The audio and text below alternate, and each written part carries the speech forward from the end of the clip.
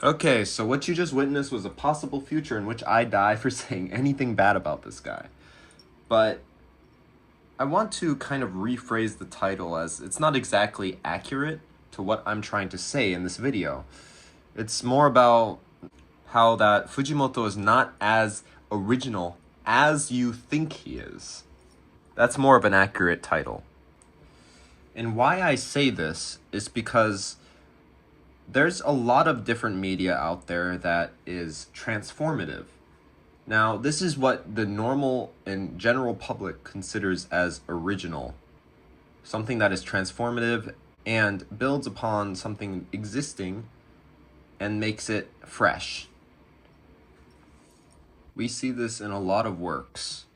For example, Ito Junji's Uzumaki, creating horror from horror tropes and synthesizing it into something psychological and new, using the spiral, which is generally a symbol of life cycles and eternity in Eastern philosophy. Or take, for example, Evangelion, taking the mecha genre, but adding organic horror to it, and also Christian themes. Now, why I say that Fujimoto is not as original as you think he is, we have to go back to an example that I have to give. So, Ultraman and Attack on Titan. On the surface, these series have literally nothing to do with each other. One's about a boy who transforms into a freaking silver man, and then another is about a full-on war inspired by World War II with titans from mythology.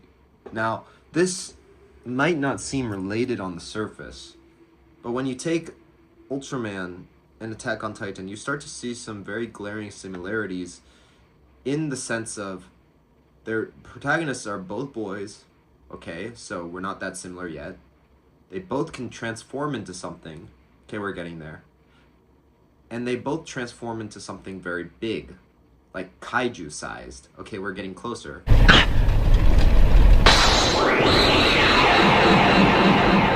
M78 星雲の宇宙人からその命を託された早田隊員データカップ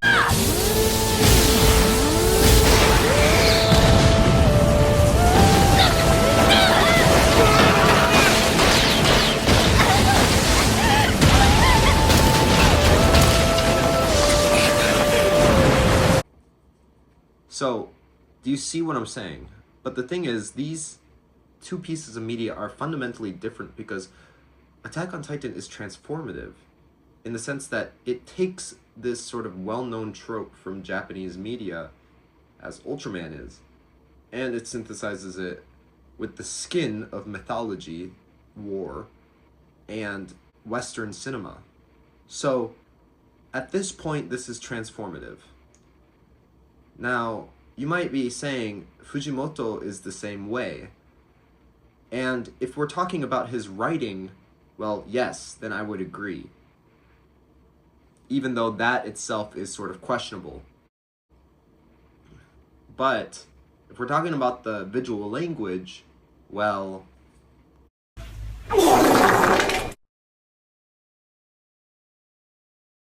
the evidence sort of speaks for itself here.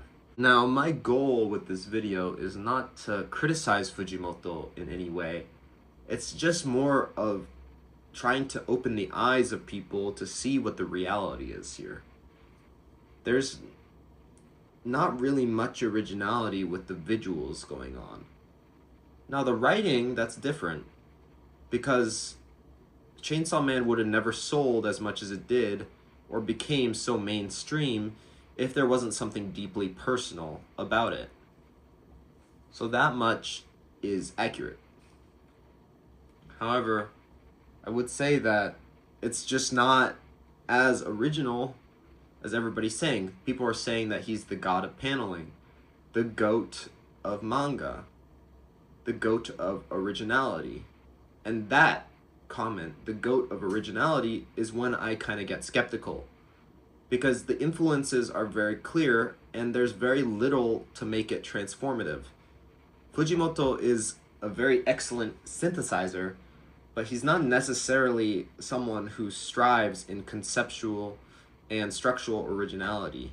He's someone who's really good at creating original characters, an original vibe to the story.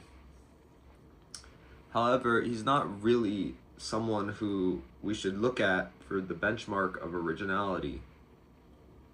At least these are my opinions on the matter, and you can completely disagree with me. I'm not trying to sell some sort of agenda. This is merely my opinions. There's very little to make it transformative. The influences are very clear, and there's not much that is being done to even make the visuals personal. For example, Hellboy and Devilman are prime examples of this. Same thing with Devilman and Chainsaw Man is that there is a boy who can transform into a devil. This is like 1-to-1. The only thing that's a little bit different is the visuals, which are also pulled from another manga called Abara from Nihei Tsutomu. Again, my goal here is not to tell you that Fujimoto is not good at creating manga. That is fundamentally false. He's great at it. He's one of the best things that have come out in the recent years. But what I do want to change is sort of the view in which you consume media, not just Fujimoto, but in general. Everything has influence. Nothing is really God.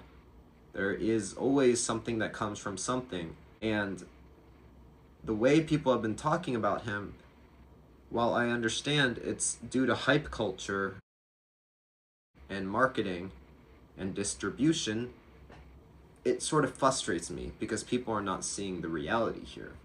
While I do understand that there's a fine line between homage and plagiarism, Fujimoto walks a very fine line. However, you're free to consume media however you like. That's not my job to tell you how to consume.